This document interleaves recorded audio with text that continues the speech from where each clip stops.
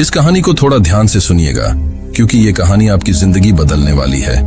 एक समय की बात है, महात्मा बुद्ध के सबसे प्रिय और करीबी शिष्य आनंद एक बार कहीं जा रहे थे। तभी रास्ते में उन्होंने देखा कि एक अधेड़ उम्र का व्यक्ति एक चट्टान के ऊपर बैठकर रो रहा है। यह देखकर आनंद वहीं रुक गए और उस व्यक्ति के पास जाकर उसके दुखी होने का कारण पूछा। वह व्यक्ति अपने आंसू पोंछते हुए बोला, मैं नहीं, पास के ही गांव का रहने वाला एक बदनसीब व्यापारी हूं। मैं जो भी काम करता हूं वही बिगड़ा जाता है। व्यापार के चक्कर में मैंने अपनी माँ और पत्नी के गहने गंवा दिए, अपने परिवार को खो दिया और यहाँ तक कि अब तो मेरा घर और खेत भी गिरवी है। मुझे तो लगता है कि मेरी किस्मत ही खराब है। उस व्यक्ति की बात सुनकर आनंद बोले, तुमसे किसने कहा कि तुम्हारी किस्मत खराब है? जरा मैं भी तो जानूं कि तुम्हारी किस्मत में क्या खराबी है। व्यक्ति बोला, पहले मैं खेती करता था, लेकिन हर साल उसमें घाटा होता था। कभी सूखा पड़ जाता, तो कभी ज्यादा बारिश से फसल खराब हो जाए, कभी आवारा पशु फसल को नुकसान पहुंचाते, तो कभी कीड़े मकोड़े और बीमारियां फसल को बर्बाद कर देते हैं। खेती से मेरे परिवार का गुजारा ठीक से नहीं चल पा रहा था, जिससे परेशान होकर मैंने खेती करना छोड़ दिया और व्यापार करने का निश्चय किया। मैंने पत्नी के गहने बेचकर अपना व्यापार शुरू किया, लेकिन मेरा व्यापार नहीं चला। शुरू में तो मेरे परिवार वालों ने मेरी आर्थिक मदद की, मेरा साथ दिया, लेकिन जैसे जैसे मुझे नुकसान होने लगा, मेरे परिवार वालों ने भी मेरा साथ छोड़ दिया और मुझसे दूर हो गए। अब तो वो मुझे देखकर अपनी नजरें फेर लेते हैं और मुझे ही अपने परिवार की गरीबी और दुर्दशा का जिम्मेदार ठहराते हैं। अब तो मुझे अपना जीवन ही बोझ लगने लगा है।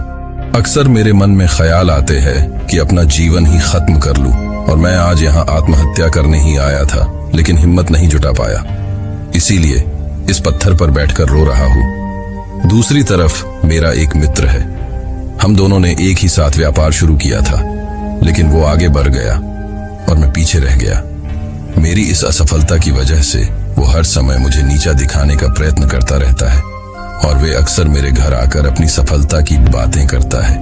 मेरे घर वालों को बताता है कि कैसे उसने इतनी मेहनत करके इतना बड़ा व्यापार कर लिया, और वो अक्सर अपने फलते फूलते व्यापार के किस्से मुझे, मेरी पत्नी और मेरे माँ बाप को सुनाता रहता है, जिसे सुनकर मेरे घर वाले उसकी तो प्रशंसा करते हैं, लेकिन मेरी बुराई करते हैं। मुझे नाकारा और कम दिमाग का कहते हैं। मेरी पत्नी और माँ मुझे बात बात पर ताने मारती है, जिससे मुझे बहुत दुख पहुंचता है, और कई बार खुद की नाकामयाबी पर क्रोध भी आता है, लेकिन मुझे समझ नहीं आ रहा कि मैं क्या करूं। ये सुन भिक्षु आनंद ने पूछा, तुम्हें किस बात का दुख होता है, अपने असफल होने का या फिर मित्र के सफल होने का? सवाल सुनकर वह व्यक्ति एक पल के लिए सोच में फिर बोला, अगर सच कहूं तो मुझे अपने असफल होने का उतना दुख नहीं होता जितना कि मित्र के सफल होने का होता है। भिक्षु आनंद ने अगला प्रश्न किया, अगर तुम्हारा मित्र व्यापार में असफल हो जाता और तुम सफल हो जाती, तो क्या तुम खुश होते? व्यक्ति ने कहा, हाँ, मुझे बहुत खुशी होगी। आनंद बोले, इसका मतलब कि तुम्हारी खुशी तुम्हारी मित्र पर निर्भर करती है। अगर वह चाहे तो तुम्हें खुश कर सकता है, और अगर वह चाहे तो तुम्हें दुखी भी कर सकता है। तुम स्वयं से ना तो खुश हो सकते हो और ना ही दुखी हो सकते हो। भिक्षु की बातें सुनकर व्यक्ति थोड़ी देर के लिए सोच में पड़ गया और फिर बोला, आपकी बातें सुनकर मुझे कुछ आशा बन रही है। तभी भिक्षु आनंद ने कहा, जब हम किसी से आशा बांध लेते हैं तो उस पर निर्भर हो जाते हैं, फिर हमारी खुशी और दुख भी उसी पर निर्भर करने लगते हैं। इसीलिए सबसे बेहतर है कि तुम स्वयं सी आशा बांध। जब तुम ऐसा करोगे और साथ ही पूरी मेहनत और ईमानदारी से काम करोगे, तो तुम्हें सफलता अवश्य प्राप्त होगी। तुम्हें लगता है कि तुम्हारा मित्र तुम्हें नीचा दिखाने आता है, दुखी करने आता है, पर अगर ईमानदारी से विचार करो तो वह बातें तो सच्ची ही कहता है। वह अपने संघर्ष और अनुभव की बातें बताता है। तुम उन बातों से बहुत कुछ सीख सकते हो। तुम्हें तो इसके लिए उसका धन्यवाद करना चाहिए कि तुम्हें घर बैठे इतने सारे अनुभव मिल रहे हैं। तुम अनुभवों का लाभ उठाओ, नई शुरुआत करो, ईमानदारी से कर्म करते जाओ, हार मत मानो, एक दिन तुम्हें सफलता जरूर मिलेगी। आज तुम जिसे अपना पूरा वक्त हो या बुरी किस्मत कह रहे हो, एक दिन यह बदल जाएगी और इसी के साथ तुम्हारी सोच और विचार भी बदल जाएंगे। और देखना, जब तुम्हारा अच्छा समय शुरू हो जाएगा तब तुम्हारा मित्र भी तुम्हें अपनी सफलताओं की कहानियां नहीं सुनाएगा, तुम्हें अपनी असफलताओं और परेशानियों की बातें सुनाई देगा ताकि तुम उसकी बातें सुनकर भ्रमित हो जाओ, तुम्हारा आत्मविश्वास डगमगाया जाए और तुम गलत निर्णय ले सको। लेकिन उस समय भी तुम्हें अपने ही बुद्धि का प्रयोग करना होगा, स्वयं पर विश्वास रखना हो। जिस प्रकार तुम्हारा मित्र आज तुम्हें दुखी करने आता है, वैसे ही वह उस समय भी तुम्हें दुखी करने आएगा, क्योंकि जिस तरह उसे दुखी देखकर तुम्हें मजा आता है, ठीक उसी तरह उसे भी तुम्हें दुखी देखने में उतना ही मजा आता है।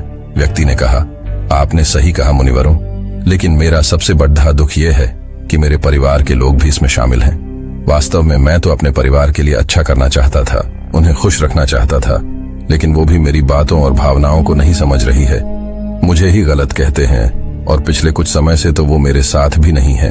भिक्षु आनंद ने उस व्यक्ति को समझाते हुए कहा, हम हमेशा चाहते हैं कि हम जो कुछ भी करें लोग उसके लिए हमारी प्रशंसा करें, लेकिन आमतौर पर ऐसा नहीं होता।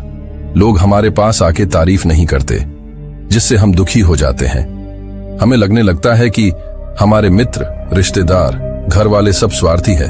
लेकिन अगर तुम किसी को अपना परिवार मानते हो और उसके लिए कुछ करना चाहते हो, तो फिर तुम ऐसा क्यों सोचते हो कि तुम दूसरों के लिए कुछ कर रहे हो? वास्तव में तुम अपनी खुशी के लिए कुछ कर रहे हो, क्योंकि उन्हें खुश देखकर तुम्हें खुशी होती है। अगर ऐसा करते समय तो मानकर चलते हो कि तुम दूसरों के लिए कुछ कर रहे हो तो तुम दुखी रहोगे, लेकिन अगर तुम्हें लगता है कि तुम स्वयं के लिए कर रहे हो तो तुम खुश रहोगे, क्योंकि जब हम स्वयं के लिए कुछ करते हैं या करना चाहते हैं तो हमें इसके लिए सांत्वना की जरूरत नहीं पड़ती। भिक्षु आनंद की ये बातें सुनकर उस व्यक्ति के चेहरे के भाव पूरी तरह से बदल गए। उसने कहा, आप सही कह रहे हैं। मैं समझ गया कि अब तक मेरी किस्मत इसीलिए खराब थी क्योंकि वह दूसरों के हाथों में थी, लेकिन अब से मैं अपनी किस्मत को अपने हाथों में रखूंगा।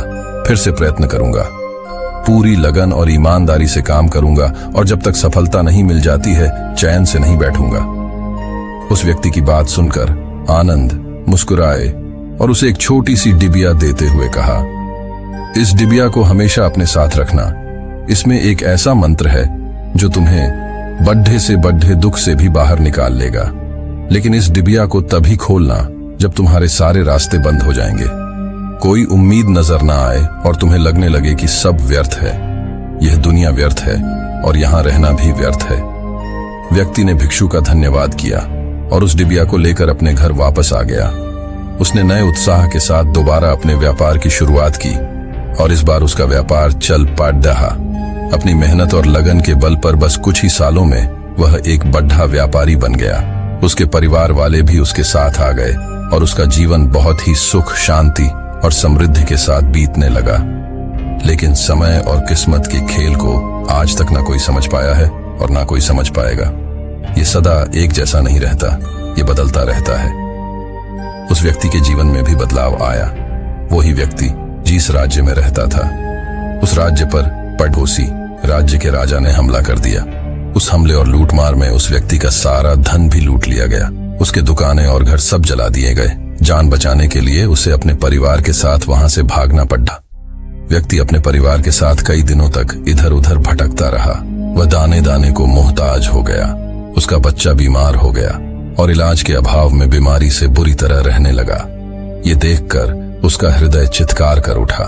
उसके पास अपने बेटे के इलाज और परिवार को खिलाने के लिए धन के नाम पर एक सिक्का भी नहीं था। वो अंदर से बुरी तरह से टूट गया। ऐसे में उसे एक बार फिर से निराशा नहीं घेर लिया। उसे लगने लगा कि उसका जीवन व्यर्थ है, सारी दुनिया व्यर्थ है। लेकिन तभी अचानक उसे भिक्षु आनंद द्वारा दी गई डिबिया की याद आई।